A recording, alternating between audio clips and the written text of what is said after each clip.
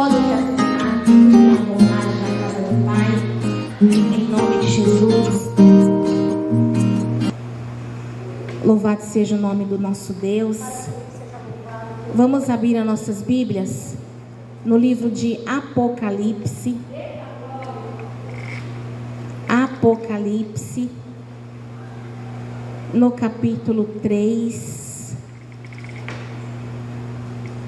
Para a honra e glória do Senhor Jesus. Ele é bom, a todo tempo Ele é bom. A bondade e a misericórdia dele dura para todos sempre.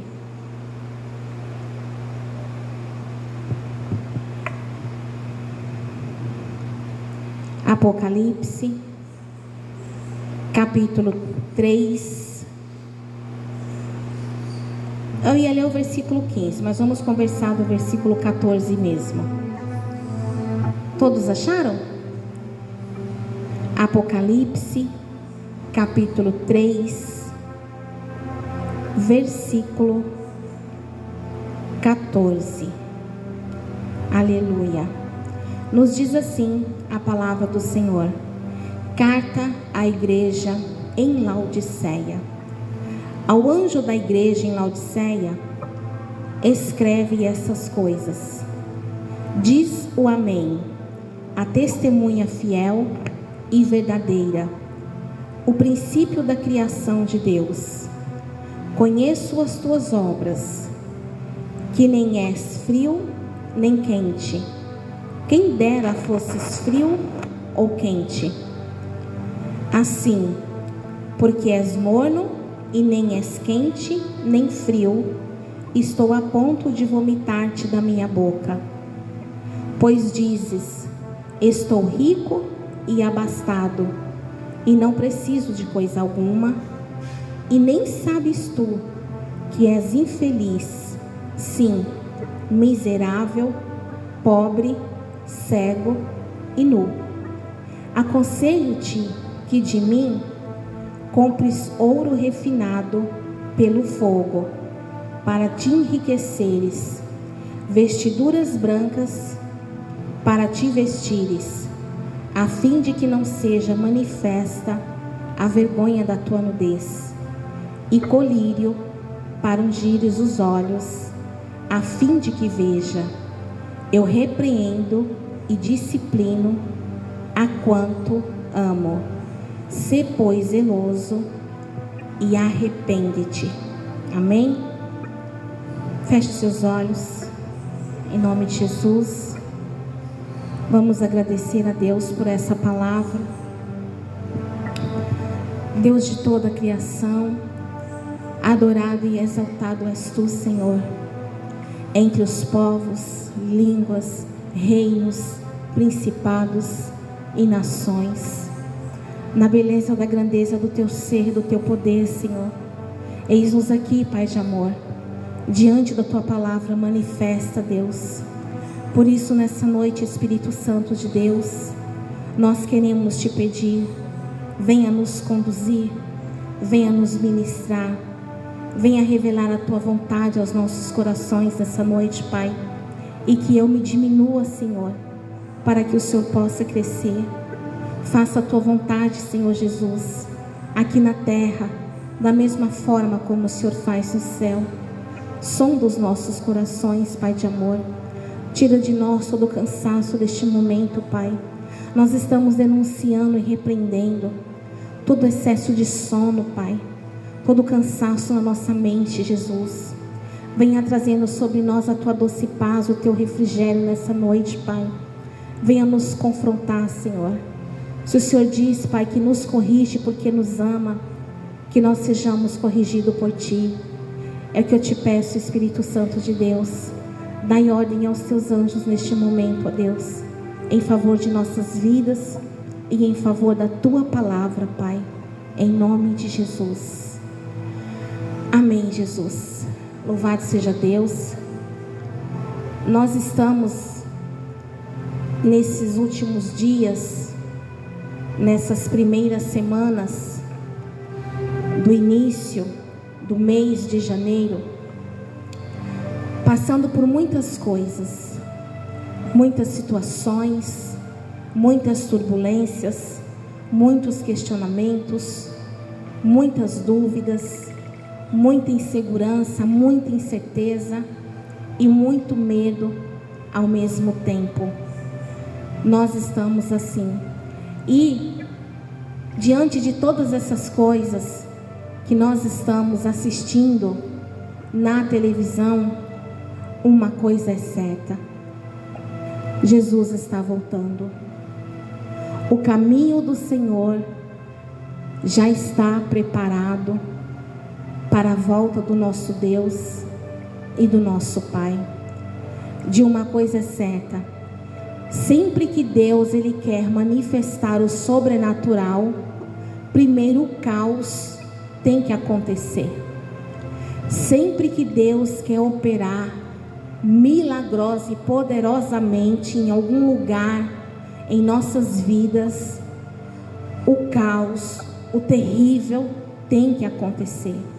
E eu digo uma coisa, amados: nós estamos exatamente num tempo, num terreno propício para uma grande manifestação do poder de Deus, para uma grande manifestação dos milagres do Senhor em nossas vidas. Porque quando a gente olhamos para a palavra do Senhor, quando Moisés estava para nascer, Satanás ele se lembrou de uma promessa de Deus, que após 400 anos ele iria enviar um libertador, um resgatador daquele povo. Aí então Faraó quis matar com todas aquelas crianças para que não suscitasse o libertador. Quando Jesus esteve para nascer, a mesma coisa. Houve também um rei Herodes que se levantou para matar todas as crianças, porque ele sabia que estava para nascer um grande libertador. Então, em toda essa circunstância que nós estamos, em todo esse quadro que nós estamos vivendo, ainda que às vezes o desânimo, a tristeza tenta nos abater, nos assolar, nós temos uma convicção: nós estamos nos preparando para a grande volta do nosso Rei Jesus. E aqui nessa palavra, quando a gente lê essa carta de Jesus à igreja de Laodiceia, a gente entende que na verdade essas referências elas estão ligadas diretamente ao aspecto geográfico de Laodiceia. Jesus ele fala aqui: ser frio é bom e ser quente é bom. O que não é bom é ser morno. Então Jesus ele coloca algumas situações que ele observa na cidade de Laodiceia. E quando nós estudamos essa palavra, nós entendemos que Laodiceia nem sempre ela foi chamada assim. Antes Laodiceia era chamada de Dióspolis. Dióspolis. Dios quer dizer Deus, polis quer dizer cidade, cidade de Deus. E essa cidade, ela tinha uma rainha que se chamava Laodice. E essa rainha, ela quis tomar o poder e a autoridade no lugar daquele rei. E ela exige que aquela cidade seja feita uma homenagem à pessoa dela. Aí então a cidade de Dióspolis passa a se chamar Laodiceia, que quer dizer o povo que julga. Eu estou dando um pano de fundo para nós entendermos o que Jesus está nos ensinando. Então de Diápolis, cidade de Deus, fica como Laodiceia, povo que julga. Onde essa rainha desejava, na verdade, ser venerada além do rei, ela dizia assim, nós lemos isso: eu sou rica, eu sou abastada de tudo, eu não tenho falta de nada. E Jesus, ele identifica alguns pontos em Laodiceia. O primeiro ponto é a soberba. Em Laodiceia morava essa rainha totalmente soberba, arrogante, que se sentia maior do que o rei, maior do que o Deus. E quando Jesus ele começa a falar dos aspectos dessa cidade, a gente vê que em Laodiceia ela ficava entre o rio Heláporos e a cidade de Colossos. Laodiceia ela ficava no meio dessas duas cidades. A cidade de Heláporos, ela tinha águas quentes, águas medicinais, águas terapêuticas e águas curativas. E a cidade de Colossos, ela tinha águas frias, água fresca, água potável, água pronta para o consumo daquele povo.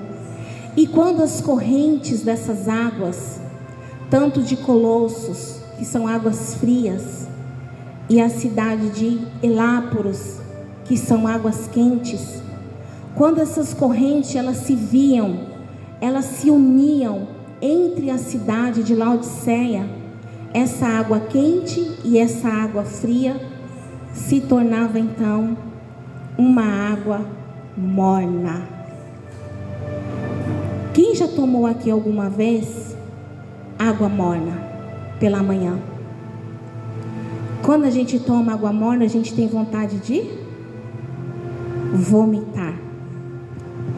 E tem até pessoas que quando está sentindo uma certa ânsia, uma vontade de vomitar, ela toma a água morna para acelerar o processo, para que o vômito seja provocado mais rápido. Então, quando essas águas frias e essas águas quentes, elas se encontravam no meio daquele vale, no meio de Laodiceia, de quente e frio se misturava, se tornava morno. E o morno para Deus não agrada ao Senhor. O morno para Jesus não é bom. E Jesus aqui, por essas águas se tornarem mornas, por essa rainha se sentir tão autossuficiente, soberba, o Senhor disse para ela: eu estou com vontade de te vomitar. Ela não tinha, na verdade, intensidade, profundidade com Cristo. Trazendo para os nossos dias, o que é uma pessoa morna, ao seu ponto de vista? Como é um cristão morno dentro da igreja? O morno, ele não tem intimidade com Deus, ele não tem profundidade com Deus. O morno não tem a prática da leitura da palavra. O morno não tem a prática do jejum, da consagração, da separação. O morno é o murmurão da igreja. Ele não faz nada e sabe criticar quem faz. Para ele nada está bom, nada presta. Ele está sempre naquela posição: se fosse eu no louvor, no lugar do William, se fosse eu ministrando no lugar da pastora Rosângela, se fosse eu na intercessão no lugar da diaconisa irmã Cida, seria diferente. Então esse é o morno. E esse morno, ele nunca está disposto a aprender, a ser exortado, a ser ensinado, a ser ministrado Por quê? Porque dentro dele existe uma arrogância, uma soberba muito grande. E não adianta você querer falar, porque ele se acha a pessoa.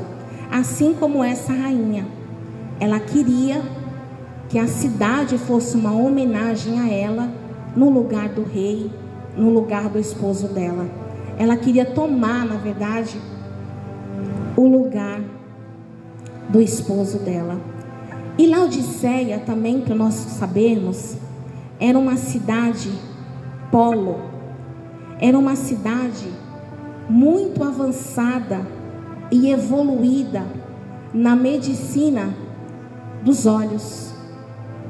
Lá tinha médicos, homens, estudiosos, e assim, tinha esse destaque de Laodiceia, de ter os melhores médicos oftalmos na cidade de Laodiceia.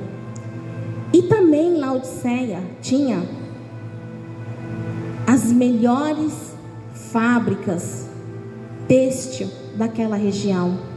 Eles fabricavam os melhores tecidos, as roupas mais bonitas, de grife daquele tempo, roupas modernas.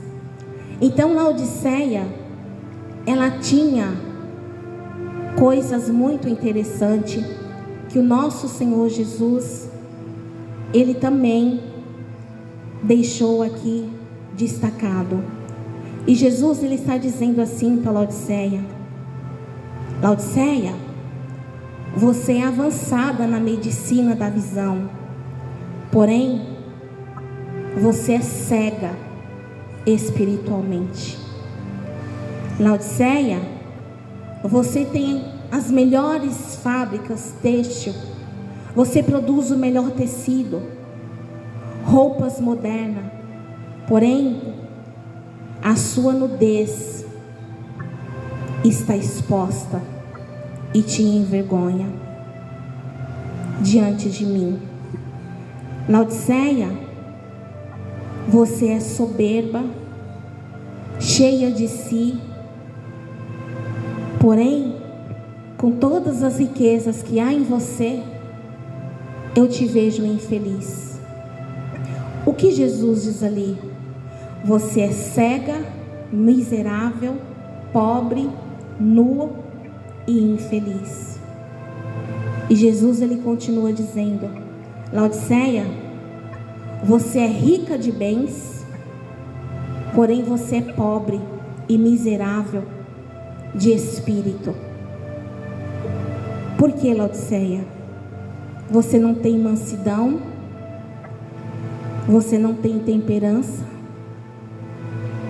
você não tem domínio próprio, você não tem amor,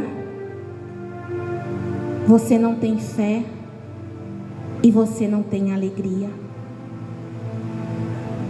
Irmãos, as nossas vidas têm uns altos e baixos muito estranhos. Eu conheço muitas pessoas que são assim, financeiramente, vamos se dizer, têm uma posição muito melhor do que a minha. Que você olha para aquela pessoa, você fala assim: nossa, ela tem roupas legais, ela tem uma casa própria, ela tem um carro bacana, eu gosto dos sapatos que ela usa, ela tem umas bolsas da hora, ela tem uns perfumes bons. E você fica pensando, aquela pessoa, ela tem tudo. Ela tem marido, ela tem casa, ela tem os filhos, ela tem uma posição dentro do ministério. Não falta nada para essa pessoa em relação a mim. E de repente, quando você começa a se relacionar com essa pessoa, você começa a conviver com essa pessoa, você descobre que tudo que ela tem não deixa aquela pessoa ser feliz. Que às vezes você pode não ter uma casa própria, você pode não ter um carro tão bom quanto o da pessoa, ou nem ter carro, Talvez você repete as roupas, o calçado, sempre com a mesma bolsa. E você descobre que você, no fundo, tem muito mais do que os bens que aquela pessoa tem que não é feliz.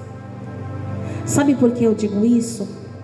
Eu morei num condomínio e lá eu conheci muitas mulheres. E tinha umas mulheres assim, bem metidinhas, que podiam ser metidas porque elas tinham dinheiro mesmo. E essas mulheres me ligavam pedindo oração, porque estavam com depressão, com ansiedade, síndrome do pânico, síndrome do medo. Tinha tentado várias vezes suicídio e estava tentando novamente. Aí eu falava assim, mas meu Deus, mas o que falta na vida dela, Senhor? Imagina se essa mulher vai viver o que eu vivo, passar os problemas que eu passo. Era para mim ter cortado os pulsos já, para ter se jogado de cima de uma ponte ou coisa parecida. Mas aí a gente entende que bens não traz felicidade. É bom ter, é maravilhoso ter. Eu sonho em ter, eu quero ter, porque eu acho que isso traz uma certa segurança e uma tranquilidade financeira para a nossa vida.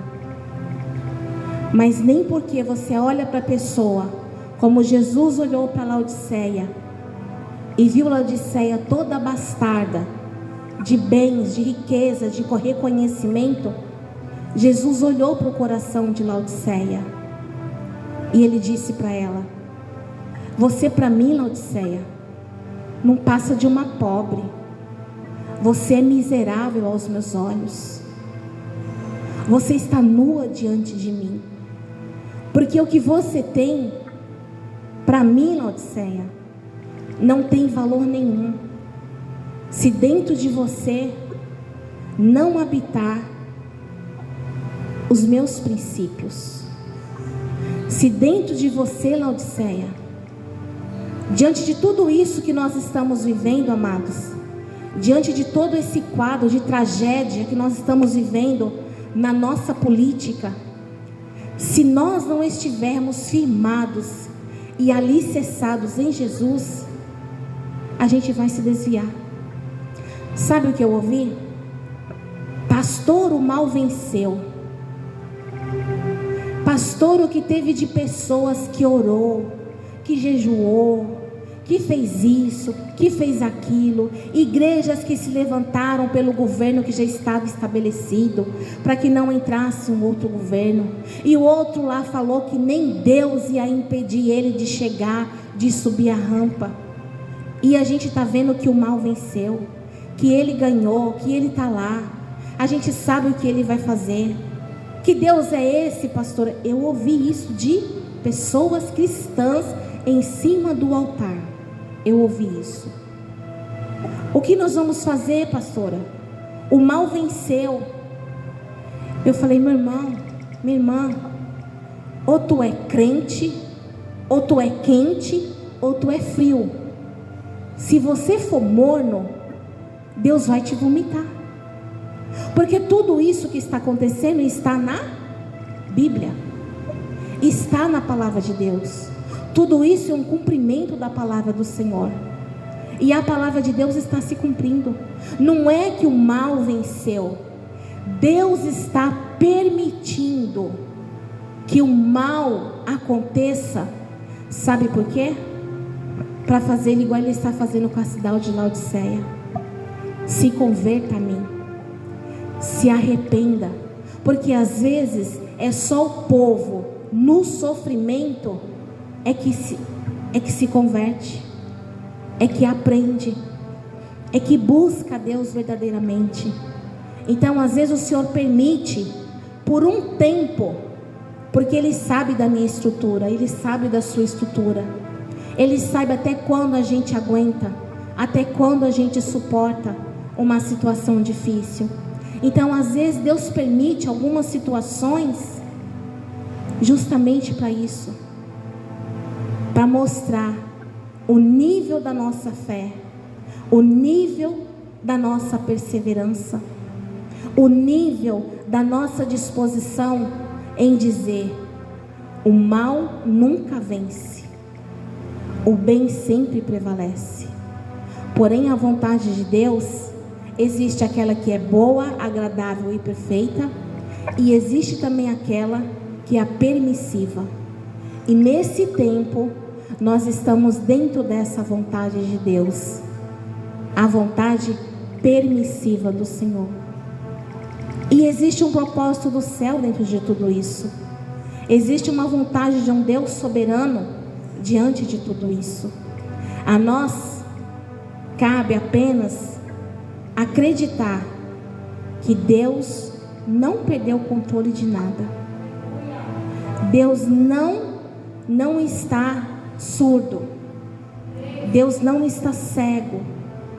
Deus não está com os braços deles encolhidos. Não, Ele não está. E eu falei mais para essa pessoa: assim como o Senhor cuidou daquele povo no Egito, quando Ele enviou o libertador Moisés, Ele vai cuidar da sua igreja.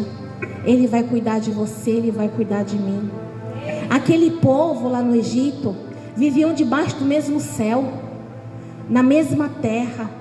Porém, um lado era egípcio, outro lado eram os hebreus. Debaixo do mesmo lugar, enquanto ali era do Egito, caía bolas de fogo do céu. Aqui, a poucos metros do lado dos hebreus, o céu estava lindo, sem nada. Enquanto os rios do lado do Egito eram banhados por sangue, o rio do lado dos hebreus tinha água fresca e cristalina. Enquanto o povo do Egito estava sofrendo com as pragas, o povo hebreu estavam sendo cobertos pelas potentes mãos do Senhor. Enquanto a morte do primogênito estava ceifando dentro da terra dos egípcios, o sangue do Cordeiro de Deus estava sobre os umbrais dos hebreus. Então, por que você está tão inquieto? Por que a gente fica tão inquieto? Que confiança é essa no Deus que nós temos, igreja? Aonde está a nossa certeza que o controle das nossas vidas está nas mãos do Senhor? E Deus sabe exatamente tudo o que Ele está fazendo. Ele sabe o que Ele está fazendo. E o que Ele está fazendo, por incrível que pareça, é sim para o bem de todo aquele que nele crê e de todo aquele que nele espera. Aí Jesus, Ele fala: Laodiceia, se você fosse quente, você teria calor para curar as vidas que moram, que estão em ti. Porém, você não cura, Laodiceia, porque você está morna. Laodiceia, se você fosse fria, você seria refrigério para aqueles que estão exaustos, para aqueles que estão cansados. O que Jesus está nos ensinando nessa noite, igreja: ser quente para Deus é bom. Ser frio para Deus também é bom. Porque tanto frio como quente tem as suas virtudes, tem o seu lado positivo. O que a gente não pode é estar em cima desse muro, nessa incerteza, nessa mornidão, nessa sequidão espiritual. Que se Deus faz, eu creio. Se Deus faz, Ele ouviu a minha oração. Se Deus faz, Deus é bom. Se Deus faz, Deus é poderoso. Mas se Deus não faz, meu Deus é fraco. Meu Deus não tem poder. Meu Deus não ouviu a minha oração. Deus está pesando a mão sobre mim. Enquanto que na verdade não é isso que o Senhor Jesus ensina. E depois ele diz para Laodiceia: venha a mim, Laodiceia, e compra de mim ouro fino. Compra de mim, Laodiceia, colírio para os teus olhos. Compra de mim, Laodiceia, vestes brancas, para que no grande dia você esteja preparada, para que no grande dia você esteja adornada. Laodiceia vivia uma grande cegueira espiritual.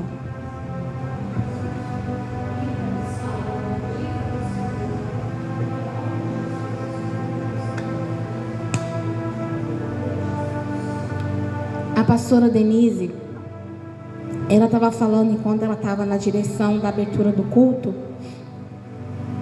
da tristeza da igreja vazia. Por que será que a igreja está vazia? Todos nós temos essa resposta.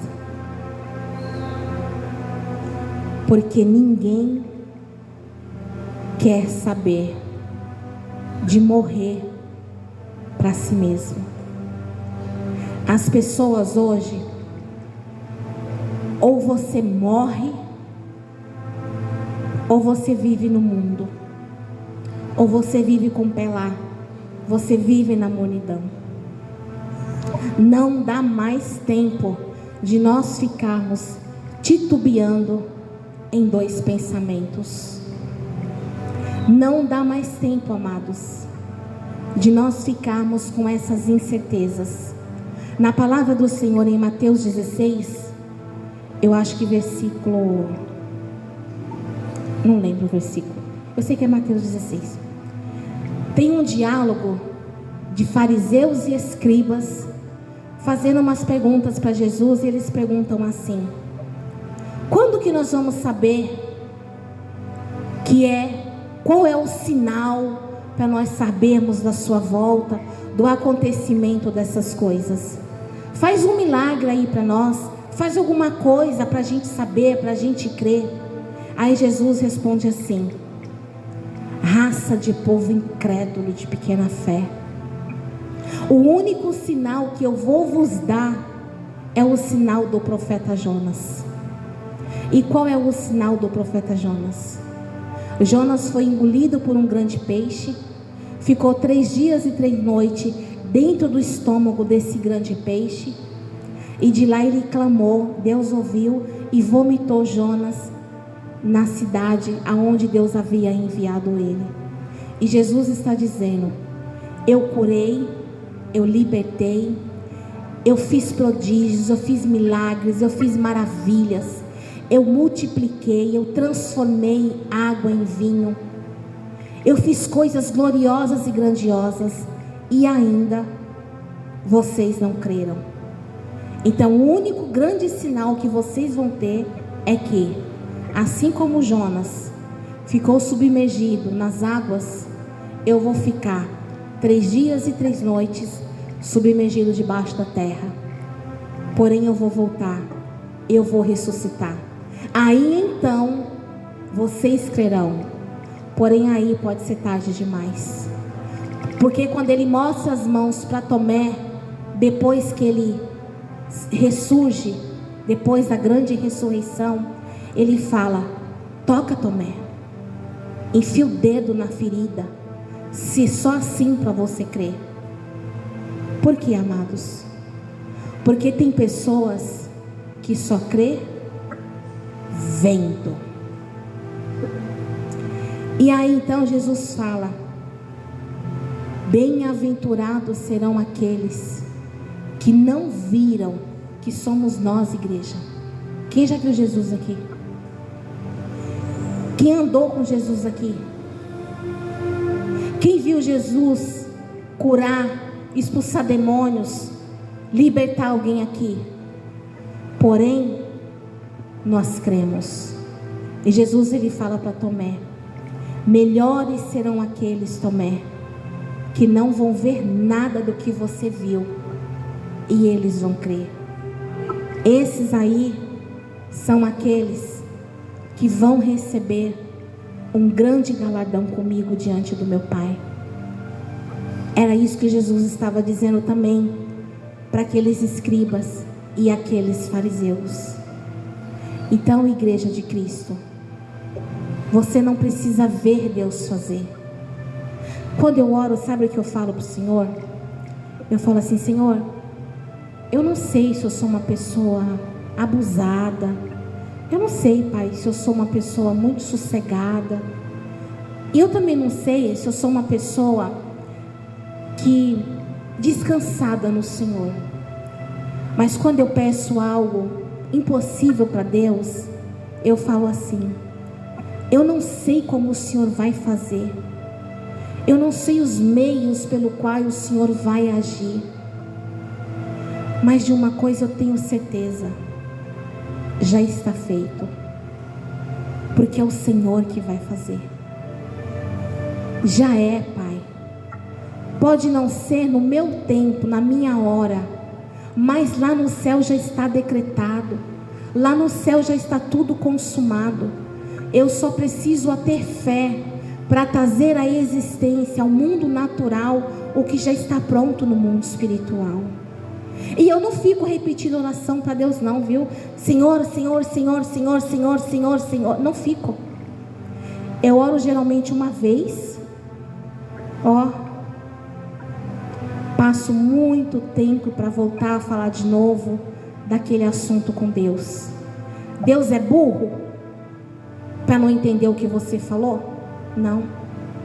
Ele é surdo para não entender o que você falou? Também não. Por que ficar repetindo a mesma coisa trocentas vezes no ouvido dele? Não há necessidade. Ele fala assim para Daniel, o anjo, depois de 21 dias: Daniel, desde o momento que você propôs em seu coração a orar e a jejuar, eu desci com a tua bênção. Porém o príncipe, ele me impediu de chegar até você. Mas eu estou aqui 21 dias pelejando, Daniel, por você. Então, amados, eu não sei o que você colocou para Deus. Eu só sei de uma coisa: descansa o teu coração no Senhor. Não seja um filho marrento e uma filha marrenta. O que é um filho marrento e uma filha marrenta? Sabe aquela criança que fica: mãe eu quero, mãe eu quero, mãe eu quero, mãe eu quero, mãe eu quero. E para se livrar daquela arranhação no ouvido, a gente fala: tá bom, mas se acontecer isso, isso e isso, você não reclama. Eu ia te dar uma calça mais cara, um celular mais caro, uma roupa melhor, mas já que você quer tanto essa daí, depois você não ia pedir outra. Não é a vontade da mãe de fazer aquilo, mas às vezes ela entra naquela vontade que é de Deus, a permissiva. Ela faz por uma insistência, mas não era aquilo que ela queria dar. Então tenha paciência. Tenha o que Laodiceia não tinha: mansidão, domínio próprio, temperança, perseverança. A perseverança não é nós ficarmos na tecla enter do céu. Não é. A perseverança é você crer que Deus tem o poder de fazer infinitamente mais de que tudo aquilo que nós pedimos, pensamos ou imaginamos. Essa é a perseverança. A perseverança é nós descansarmos no Senhor, é nós entregarmos no Senhor e deitar e dormirmos o sono dos justos diante de Deus. Amém? Essa é a palavra. Aí onde vocês estão mesmo, vamos orar. Eu gostaria que nesse momento você fizesse uma reflexão. Olha para dentro de você. Peça para que o Espírito Santo do Senhor neste momento Revele qual é a sua condição. Peça para que o Espírito Santo de Deus nesse momento mostre para você, porque Jesus ele disse: eu te exorto porque eu te amo. Então peça para que Jesus nesse momento venha fazer com você como ele fez com Laodiceia, como ele mostrou para Laodiceia a condição que estava Laodiceia. Peça para que o Espírito Santo nesse momento venha mostrar para você qual a área da sua vida que você está morno, qual a área da sua vida que talvez você esteja cego, qual a área da sua vida que talvez você esteja nu, miserável e pobre diante de Deus. Peça para o Espírito Santo de Deus: Espírito Santo, revela qual é a minha real condição. Eu sei que o Senhor me ama, Espírito Santo, exatamente como eu sou, mas não me deixe permanecer como eu estou. Por isso eu te peço, Senhor, revela-te a mim neste momento, Pai. Tenha misericórdia da minha alma, Senhor. Tenha misericórdia de mim, Pai. Perdoa-me, ó Deus, pelos meus pecados, pelas minhas falhas, pelas minhas fraquezas, pelas minhas limitações. Perdoa-me, ó Deus, pelos medos, pelas incertezas, pelas dúvidas, pela insegurança. Perdoa-me, ó Deus, porque eu me sinto tão pequena, eu me sinto tão improvável, eu me sinto tão incapaz. Perdoa-me, ó Deus, porque às vezes eu olho para dentro de mim e eu não vejo nada, Senhor, e eu começo a me questionar: será mesmo que o Senhor me usa? Será mesmo que o Senhor habita em mim? Será mesmo que o Senhor faz as coisas através da minha vida, Pai? Tira de mim essa incerteza nessa noite, Pai. Me faz ser quente, Senhor, para que de mim fluam águas curativas, águas termais, águas que tenham o poder de alcançar o meu esposo, a minha esposa, os meus filhos, os meus netos, a minha parentela, os meus vizinhos, os meus amigos. Faça de mim então nessa noite, Senhor Jesus, água fria, que eu possa ter o poder de refrigerar corações que estão exaustos, sobrecarregados, pessoas que estão sofrendo, pessoas que estão abatidas, pessoas que estão desanimadas. Mas não me deixe ser uma água morna, Senhor, porque eu não quero ser vomitada por Ti.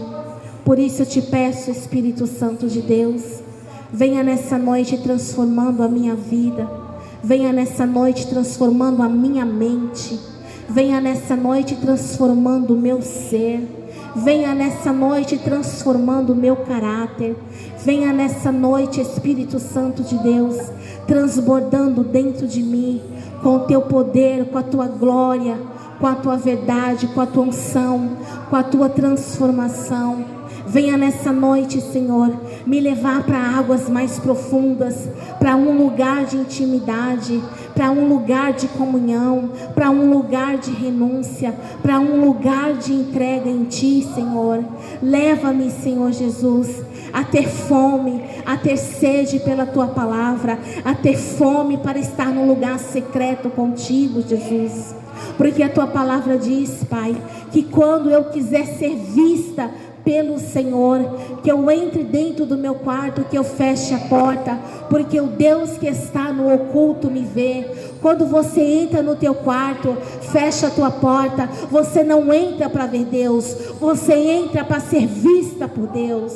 Porque Ele diz isso: entra no teu quarto, fecha a porta, se isola de tudo, se isola de todos, porque lá eu vou te ver, lá no teu secreto eu vou te contemplar, lá no teu secreto eu vou me revelar a você, lá no teu secreto, no teu lugar de dor, no teu lugar de angústia, no teu lugar de medo, no teu lugar de dúvida, no teu lugar de incerteza, no teu lugar de depressão. Eu sou Deus que estou te vendo, eu sou Deus que estou te contemplando, eu sou Deus que estou ali te restaurando, te renovando.